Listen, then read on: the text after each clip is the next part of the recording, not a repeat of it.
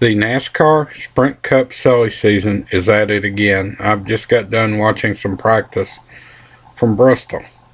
Now, it has been reported, a couple of things have been reported just today. Rodney Childress, crew chief for the number 55 team, the Michael Waltrip racing car that's had Michael Waltrip, Brian Vickers, and Mark Martin sharing the car this year. It's already been announced that Vickers has a ride full-time next year, and with Martin leaving to fill in for Tony Stewart all but Talladega, where team co-owner Michael Waltrip will drive it, but he's leaving most likely to go to Stewart-Haas Racing to be the crew chief for Kevin Harvick. It's also two other things have been reported.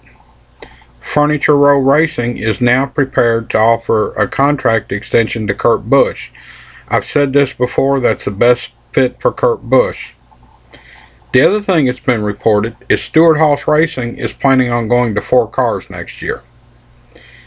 Co-owner Gene Haas is very high on Kurt Busch. I've said this before, there were a couple in the whole vlog, there were actually a couple dislikes on it. I may get the same 2 disliking this one, I don't care.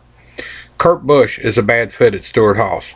Can you imagine 3 drivers, never mind Danica, she's still learning, 3 drivers with the egos of Kevin Harvick, Kurt Busch, and Tony Stewart on the same team? I mean, all champions of different NASCAR divisions, 2 of them Sprint Cup champions, and Harvick has a couple Busch/Nationwide championships.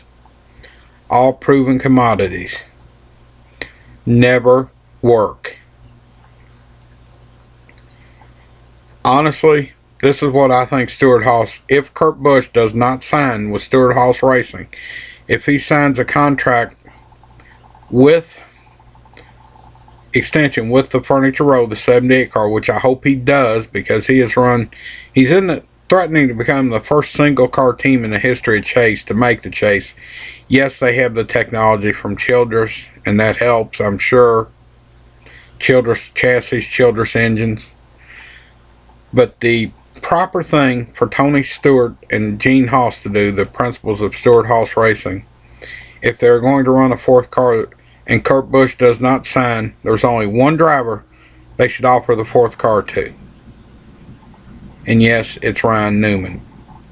Frankly, before they decided to go to 4 cars, the handwriting was on the wall for Newman. Everybody knew at the start of this year, if not the end of last year, Harvick was headed over there. And of course, Danica brings money, and just like Paul Menard with Richard Childress, they'll be there as long as they got the money, or as long as they want to be.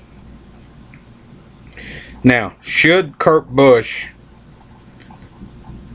sign with Stewart-Haas Racing, I look for Newman to go in the 78 car, the Furniture Row car. Now, talk about the 42 car. They have released Juan Pablo Montoya after this year, and it looks like Montoya may go back to Indy cars. Well, that would take him out of the equation. That leaves the 42 car open. I've heard a couple possibilities. Of course, Newman's been mentioned. Kyle Larson under contract to Ganassi in the Nationwide Series. He's not ready. I got one comment on when I said that he'd be another Joey Logano. I said no, Joey Logano's still around. Be more like Casey Atwood. Does anybody remember him? Last I heard, he's running the Nashville short track. Now, one more mix into the picture I hadn't mentioned before, I don't think, is the 51 car. Currently, the Finch car reported to be under an ownership change, but the new owners have not been announced yet. As Finch had originally said the team was done after Indy. Well, they're still running. They've got Ryan Truex in the car this weekend, his Cup debut. It's going to get crazy, but this is just kind of my thoughts on it. I'd like to see Kurt Busch stay where he is. If Stewart-Haas goes to a 4th car, I'd like to see Ryan Newman get offered the 4th car, because that was a business decision. That was not a performance decision. And here's the rumor I've heard. Somebody said they'd like to see for the 42 car.